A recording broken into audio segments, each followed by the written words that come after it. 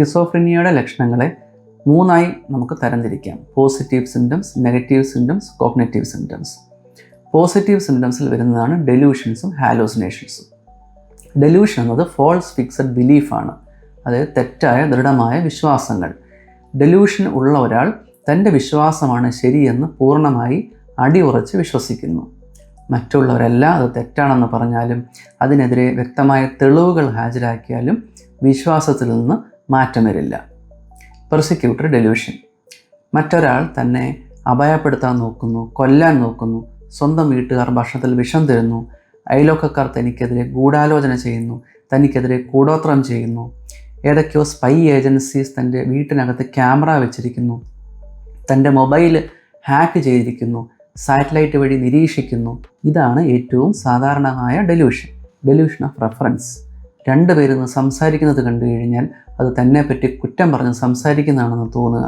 T വിയിലും പത്രത്തിലും വരുന്ന വാർത്തകൾ തന്നെ പറ്റിയാണ്, തനിക്കുള്ള സിഗ്നലാണെന്ന് തോന്നുക. ഡെലൂഷൻ ഓഫ് ഗ്രാൻഡ്യൂർ: തനിക്ക് അസാധാരണമായ കഴിവോ സമ്പത്തോ പ്രശസ്തിയോ ഉണ്ടെന്ന് വിശ്വസിക്കുക. താനൊരു വലിയ നേതാവോ പ്രവാചകനോ പ്രത്യേക ശക്തിയുള്ള ആളോ ആണെന്ന് വിശ്വസിക്കുക.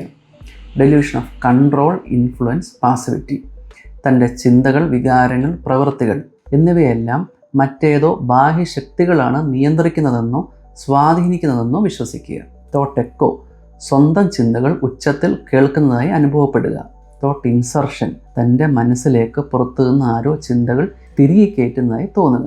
തോട്ട് വിഡ്രോവൽ: തൻ്റെ ചിന്തകൾ ആരോ പുറത്തു നിന്ന് എടുത്ത് കളയുന്നതായി തോന്നുക. തോട്ട് ബ്രോഡ്കാസ്റ്റിംഗ്: തൻ്റെ മനസ്സിലൂടെ കടന്നു പോകുന്ന ചിന്തകൾ റേഡിയോ തരംഗങ്ങളായോ മറ്റേതെങ്കിലും മാധ്യമങ്ങൾ വഴിയോ പുറത്തേക്ക് സംപ്രേഷണം ചെയ്യപ്പെടുകയും അത് ചുറ്റുമുള്ള ആളുകൾ അവ മനസ്സിലാക്കുന്നതായും തോന്നുക.